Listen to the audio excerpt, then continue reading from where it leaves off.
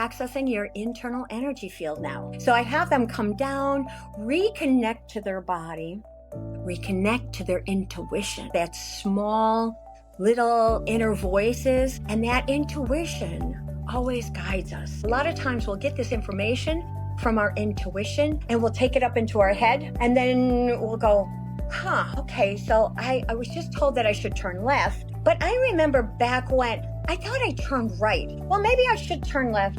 Nah, I think I'll turn right. And we have a freaking committee meeting with our intuition. It's like, okay, breathe and come back down into the body. Relax. Get out of your head.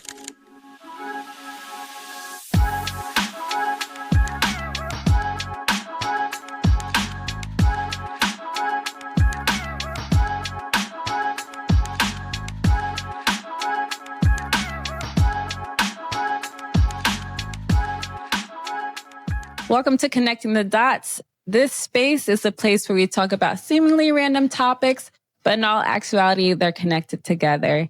And today we have a very, very, very special guest, so near and dear to my heart. Her name is Laurina Anderson, the energy shifter.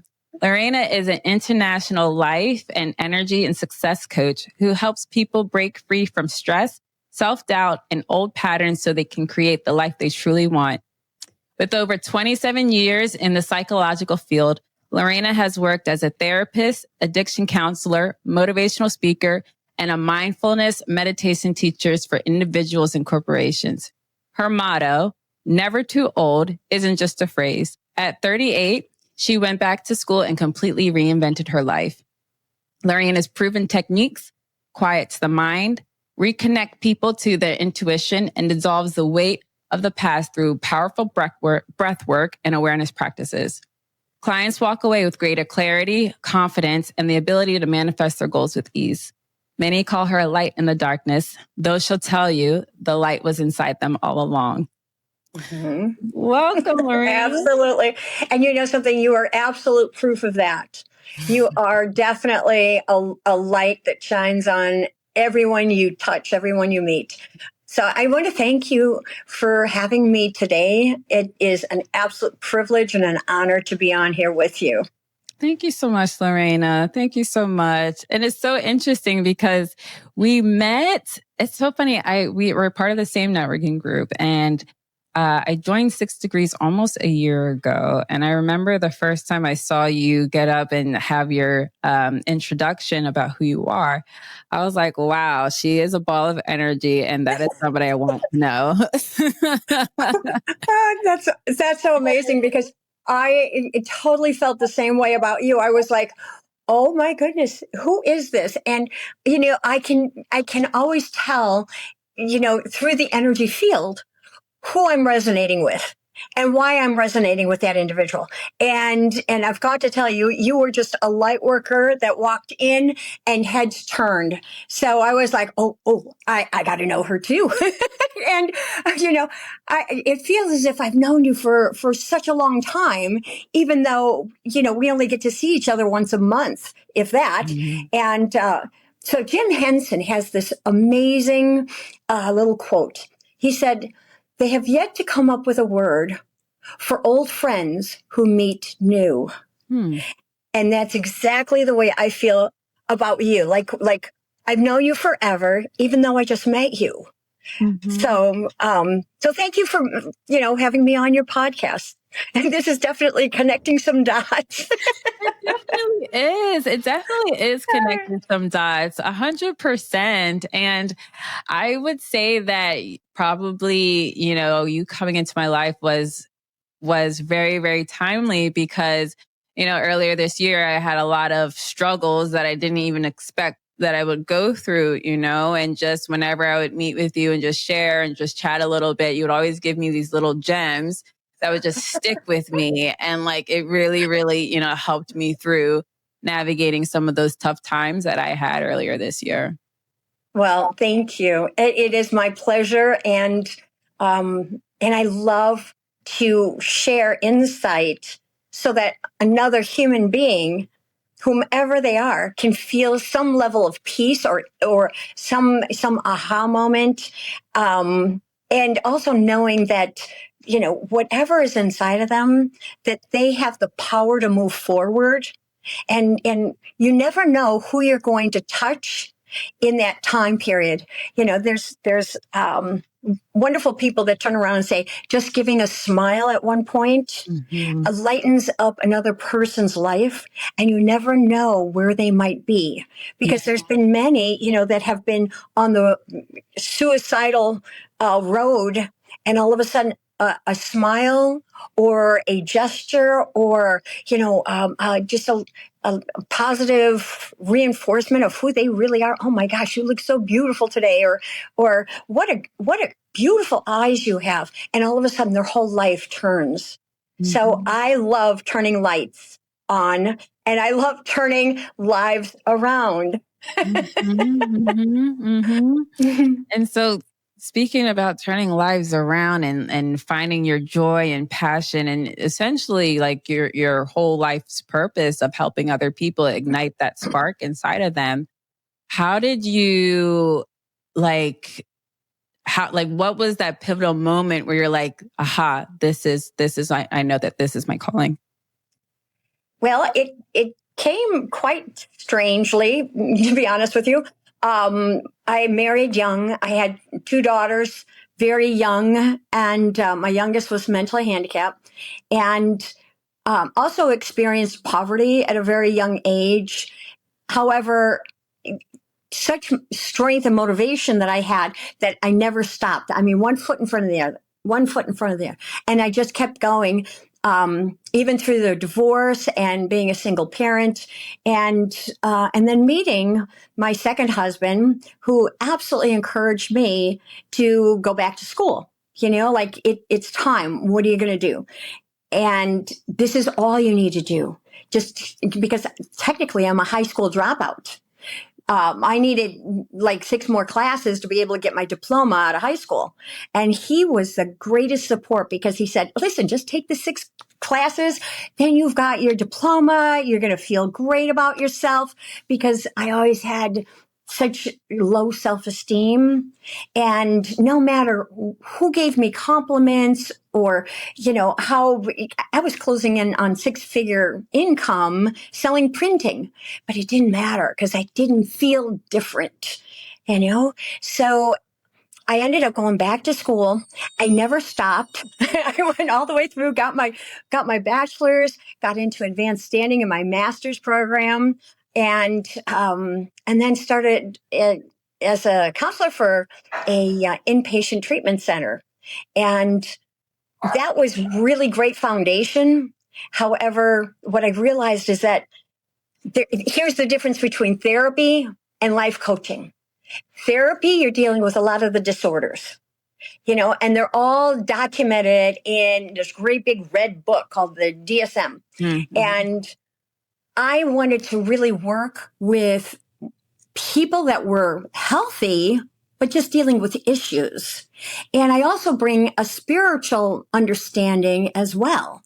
So as I was going through my training and everything, and my foundational work, being an addictions therapist, I kind of broke away from that, started working with a woman, Debbie Ford. She introduced the shadow effect, and she did shadow processes that were located back in California, San Diego, as I was living in Chicago. And there was something in there that said, okay, you have to do this. You have to do this class. And it was a year-long intensive with 4 times where we had to travel to California. So I picked up on it. I loved it. I used it. I was a coach in it. I helped facilitate workshops, mentor other students that were coming in, held meditation classes. But the bottom line was I still didn't feel different. After going through all of that, I was with her for over 7 years. I not only did her initial training for a year, but then I did her master's class as well, which was another year. But I still didn't feel different. And I wanted to feel more secure, more self-confident, more higher self-esteem. I really wanted to step into the greater part of myself. but I never could. I never could feel different. And it wasn't until I started really learning about the energy field, how we access that energy within us, how to tap into it, how to accelerate it, that made all the difference in the world. And it was such an interesting growth period. And this took about, 14 months of really understanding how we function in this environment based on our energy field, accessing that internal energy field, and also the external, how to feel your aura as well, how to direct your energy, how to release and dissolve negative energy that gets caught in the body mind. So it's been such an interesting trek, needless to say. And because I feel so different, based on the therapy. And mind you, I went through 2.5 years of therapy. I was truly blessed because my therapist was also a mystic. So that also opened up this whole world of spirituality for me that I really wanted to experience and teach as well. So it's been an amazing passion of mine, because I figured if I can access and accelerate, understand this energy field, everybody can. And, a lot of the various psychics and everything, they say, oh, we're all psychic. Well, okay, that's nice.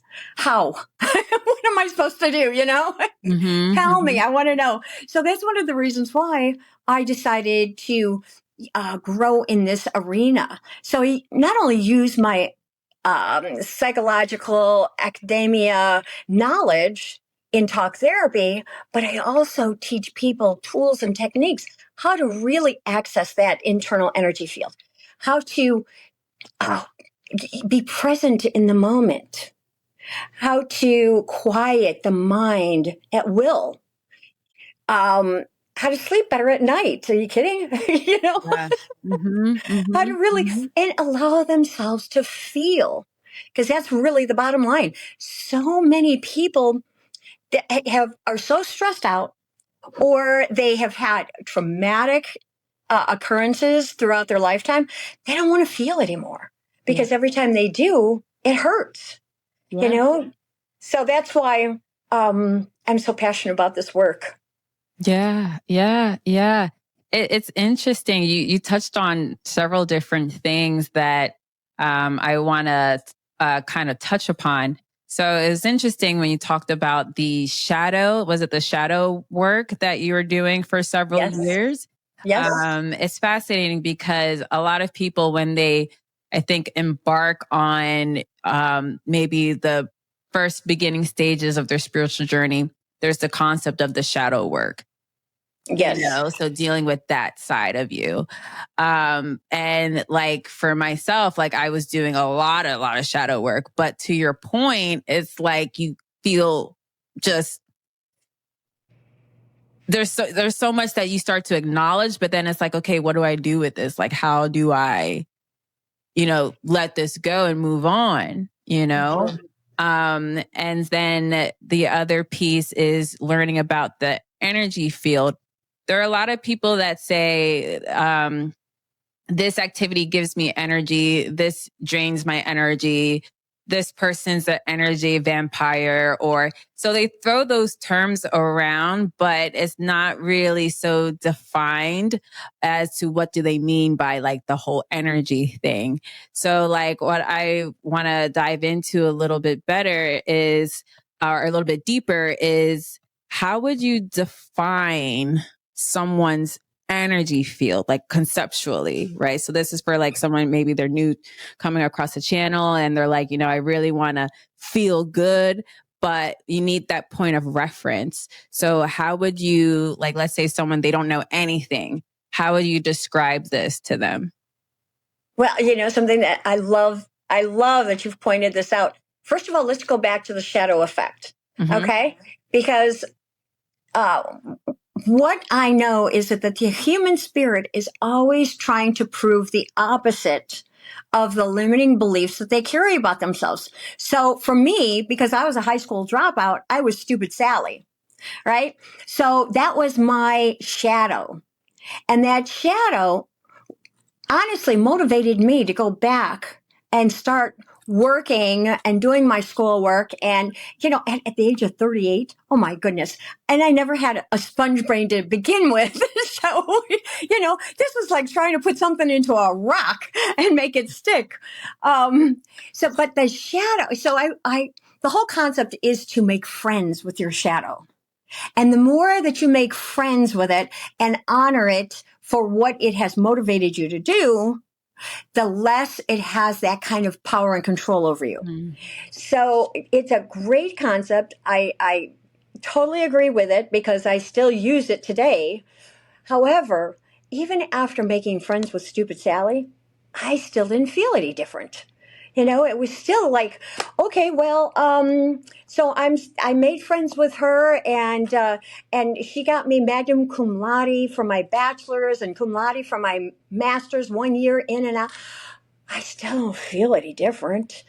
And it wasn't until understanding how we can come down into the body, reconnect with the feelings, the sensations that are happening within the body, did I finally learn how to dissolve and release any of the negative contractions that get stuck in our body and mind based on those limiting beliefs. So, how would I describe getting back into accessing your energy field? One of the ways that works every single time is the ability of breathing, coming down into your body and feeling confident and also safe with doing it. Most people, they breathe up to here. They shallow breathe because they don't want to feel. But my whole thing is we got to come all the way down. So I call it belly breathing. And for any of the singers out there, they'll understand what I'm saying because it's another way of diaphragm breathing. So what I have them do is I have them breathe down into their belly and make it nice and big with their breath, right? And then as they exhale, piercing their lips all the way out until their lungs are completely clear, holding it for 3 seconds, and then commanding the breath back in through their nose. And I do this about 3 times. What's so amazing is that people then can begin to feel their energy, their internal energy field. And it's usually based on their hands. Whether or not there's tingling in the hands, or like little pins and needles, or in the fingertips.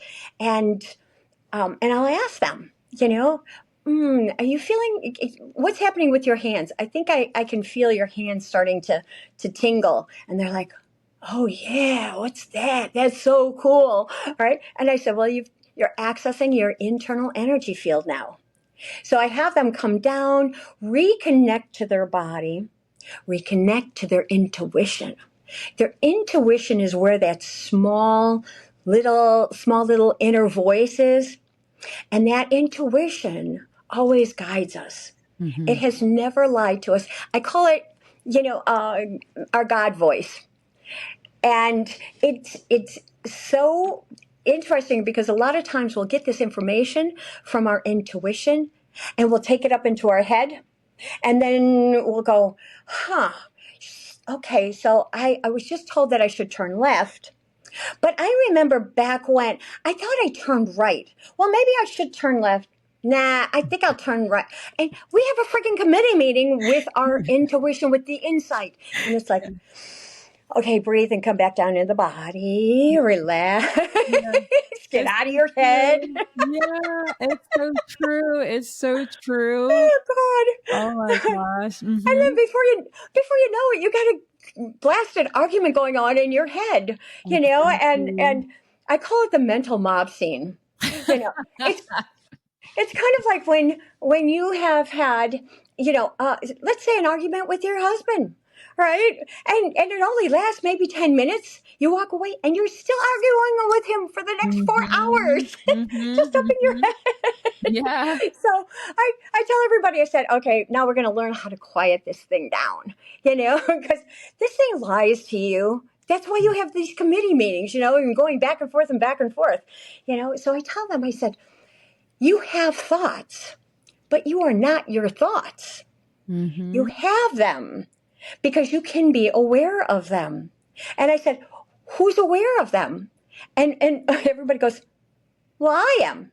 I said, you're right.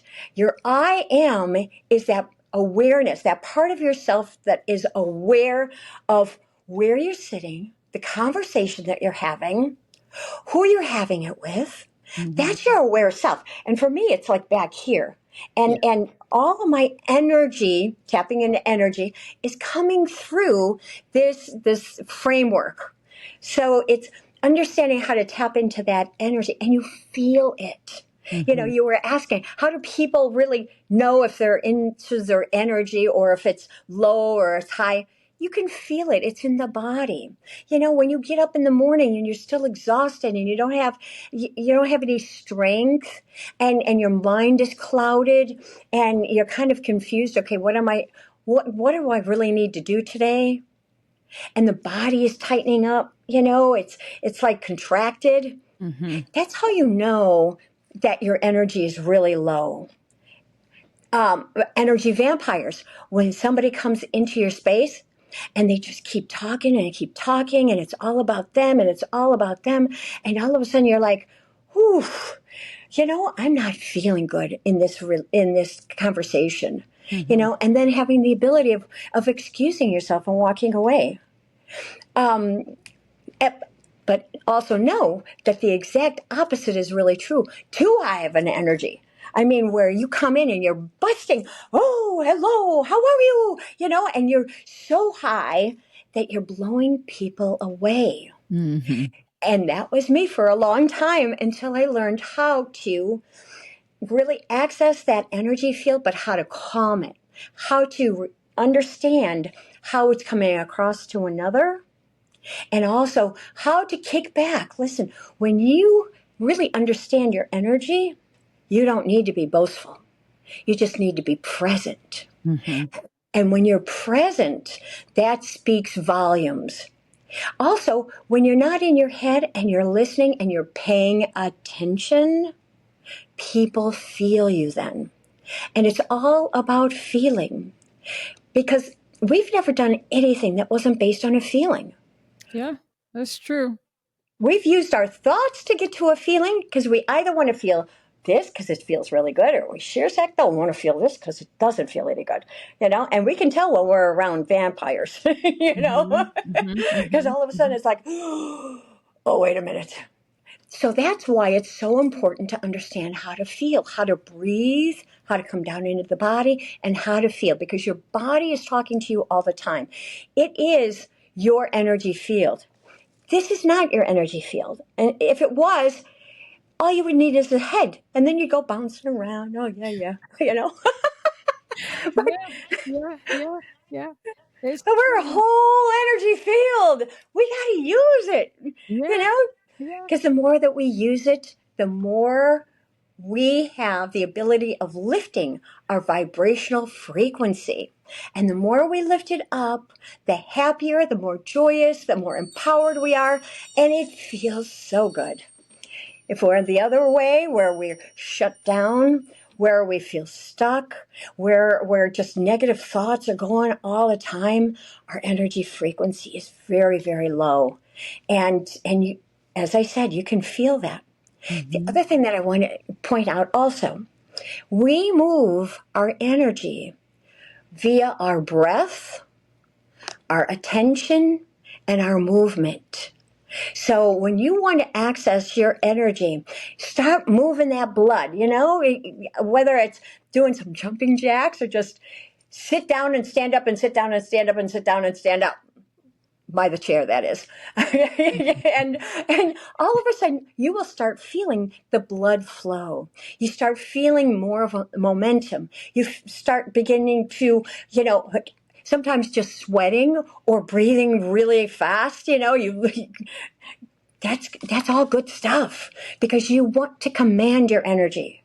You want to be able to, at will, put your energy where it is the best for you, where it's going to suit you the best. Mm-hmm. Mm-hmm. Mm-hmm. Did that answer your question? Yes, it did. It did. It did. It definitely answered my question. And it had me remember all of the different phases and stages that I went through in my own, personal transformation, spiritual transformation journey, where, let's say, it really kicked off like about 2 years ago around this time, my spiritual transformation journey. And prior to that, I was very, very tense.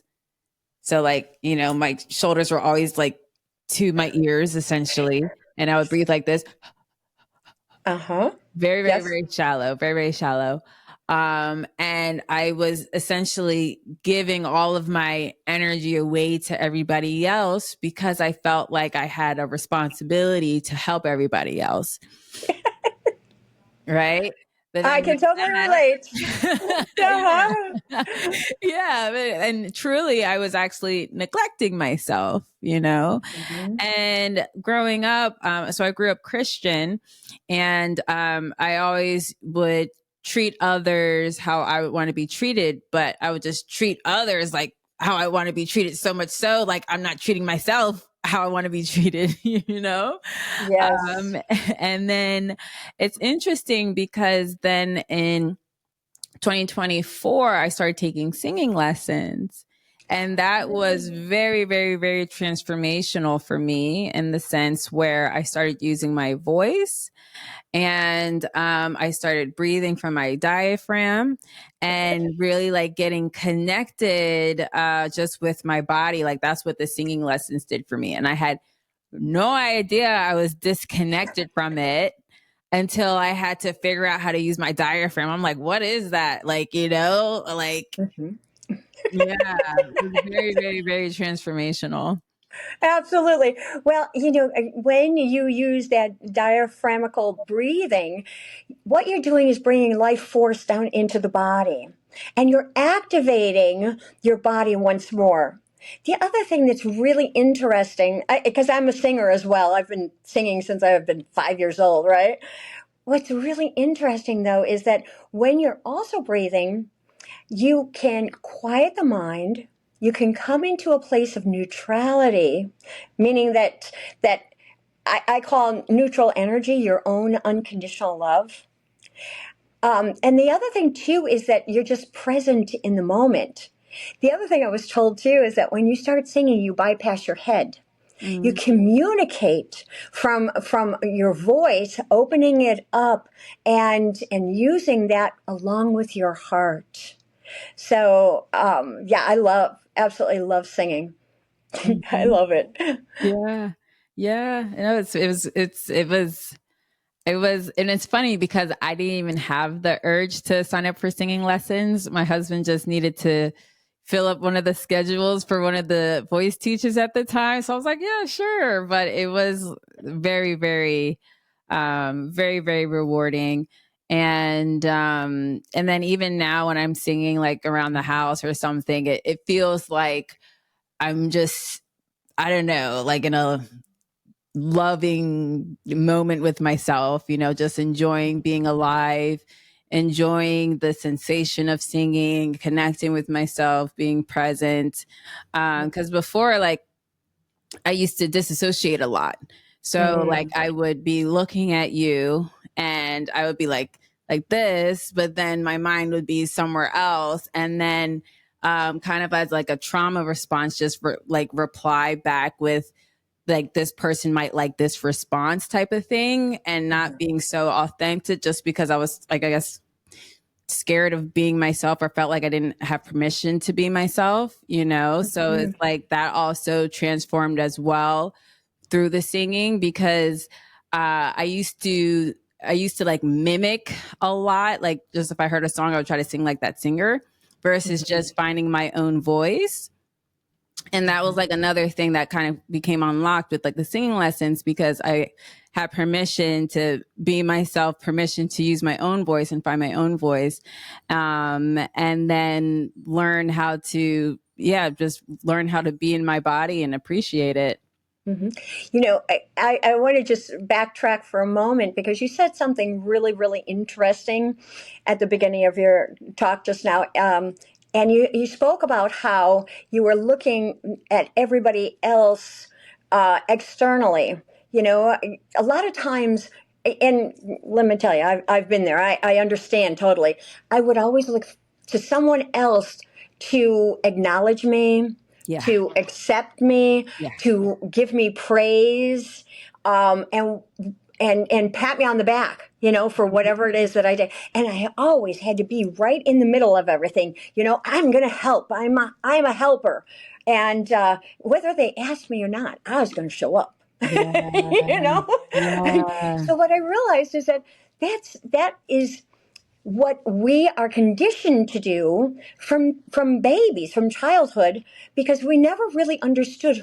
We don't know who we are when we come into this world, and we look for somebody outside of us to mirror back to us who we are. And Mm-hmm. so our parents, our authority figures, they're the ones that are going to come back and let us know, oh, we're so beautiful, we're loved, we're just the best things ever, they're so cute, and look at, you know, beautiful hair and your eyes. And then all of a sudden, we put our hand on the stove and we get yelled at.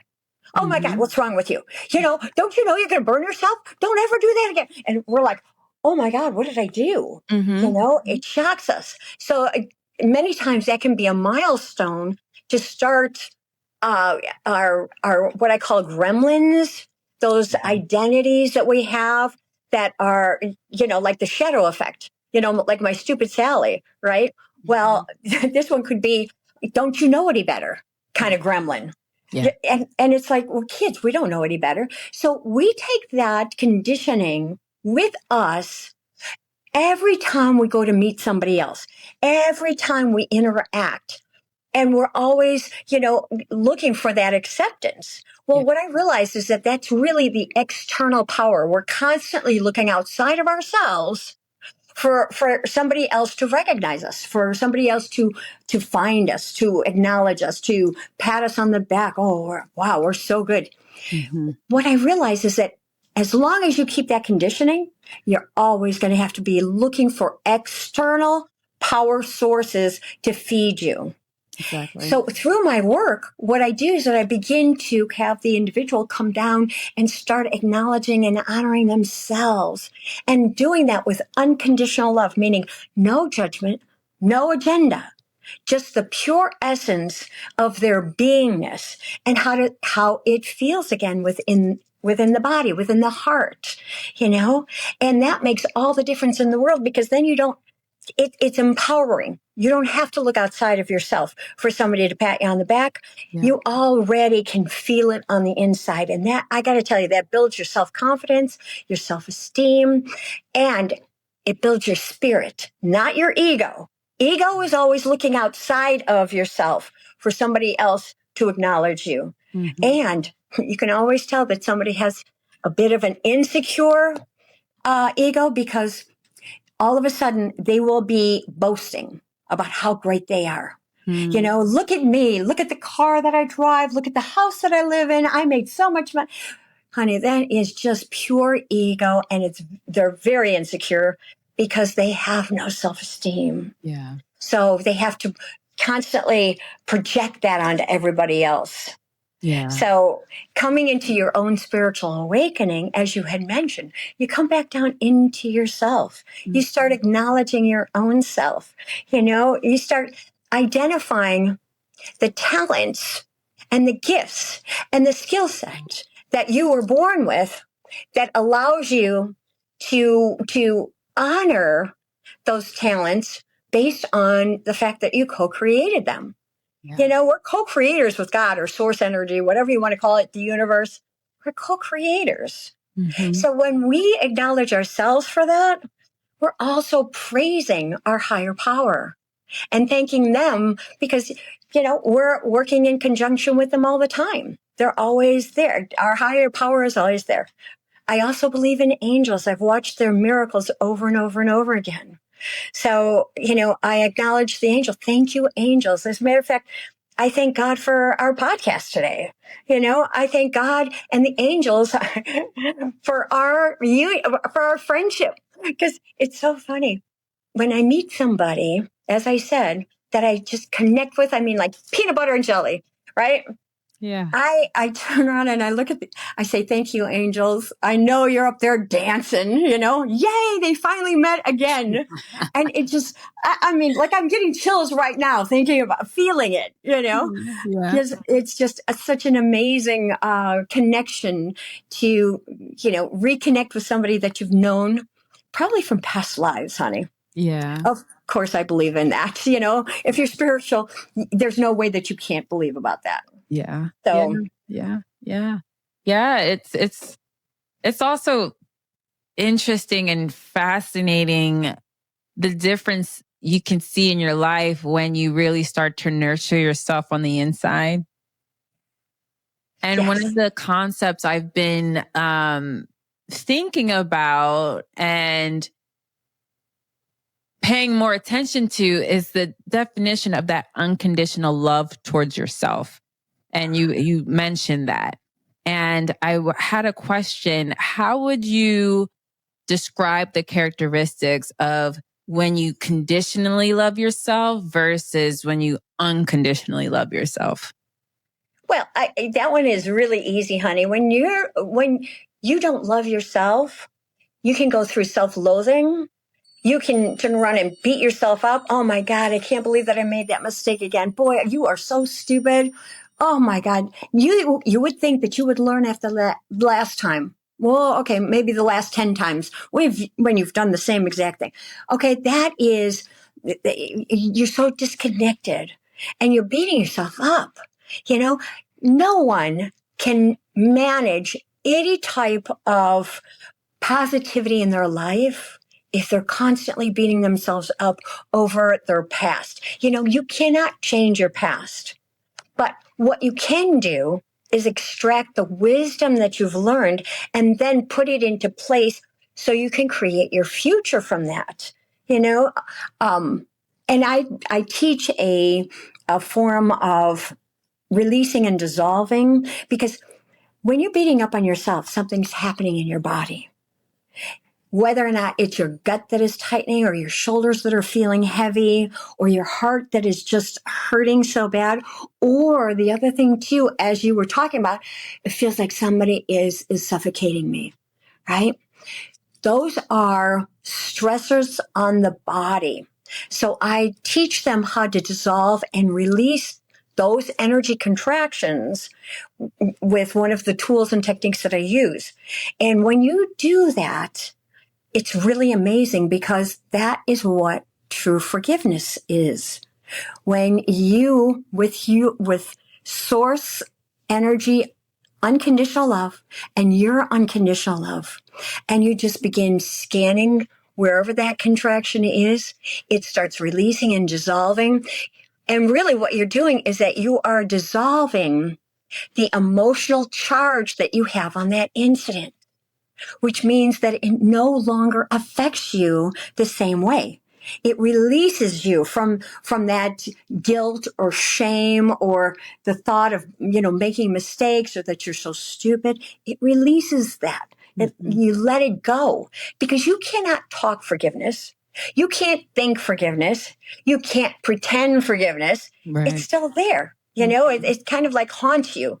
So through these techniques, you physically feel that emotional charge releasing itself, and you feeling your vibrational frequency rising, and you're feeling lighter and lighter and more strength, more positivity. You're ready to go.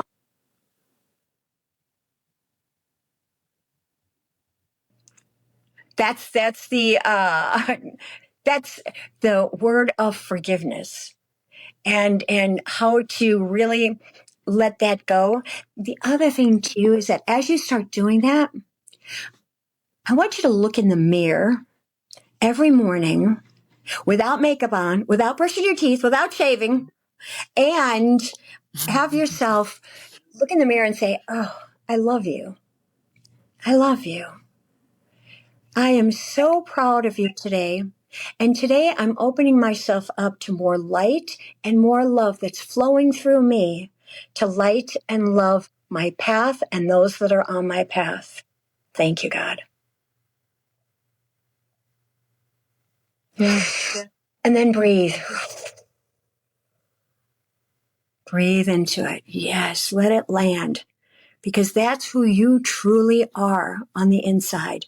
You are a spiritual being who's made the decision to come down here in this earth to evolve your soul. And we evolve our soul here on earth by experiencing all of these ups and downs and backwards and forwards, because when we have the ability of really understanding our spirit and tapping into it and releasing the ego, fear, denial, the excuses that we use, procrastination, we get to step into more and more of our spirituality, our power, our grace, and that's what comes alive within us, and that brings incredible joy and allows your passion to shine, and you continue to shine through that as well. Yeah. Yeah. Yes. Yeah. I swear, like every single time we talk, like this podcast is so great. All these little gems and reinforces, the path that I was, going on, and the path that I'm on right now. Because that's something I actually probably started doing probably within the last few weeks, because it clicked in my head that I was loving myself, but I still had some conditions in certain aspects of loving myself, Yes. And so that's why, like, I asked you that question, because it's like, I would look in the mirror and then I'll be like, oh, I love my body when I get abs or something, right? I'm like, no, Jess, talk to yourself like that. Love your body right now, like you're fine. You're so great, like you're beautiful. Like, Yeah, don't. well, you make such a beautiful point. Love yourself right where you are so that you can move yourself forward, Mhm. because you cannot move forward if you're constantly beating yourself up. Oh, well, I don't have the abs. Well, I don't have them yet. Well, I got to keep working. No, honey, Yeah. love yourself just the way you are right now. And then you love yourself into more improvement, more development, whatever it is. Love yourself into it. Yeah. And that, I've got to tell you, oh, I'm getting chills again. That just will enlighten you, give you more strength, give you more motivation, and inspire you while you're inspiring others. Mm-hmm. Mm-hmm. Mm-hmm. Yes. And you've definitely done that for me. Definitely inspired me. And even one of the gems that you dropped on me was just like a mindset shift about how I'm in charge of my life, because when we met at that time, it was feeling like a lot of things were just happening to me, Yeah. but then that little shift of perspective, I'm like, wait, yeah, Laurina's right. I am in charge of my life. Like, what? Come on, and really trying to cascade that down into all aspects of my life. And so thank you. Thank you so much. Oh, my dear, not cascading down. What you're doing is that you are lighting up each and every facet of yourself. You are a beautiful diamond who just needs a little polishing. That's all. And that's what I do. I'm the polisher. So that you get to shine even more, honey. Yeah, definitely. And I definitely feel myself shining more and more and more each day. Well, I will continue to give you more inspiration and fill you up and just let you know how amazing you are and what a gift you are. Thank you.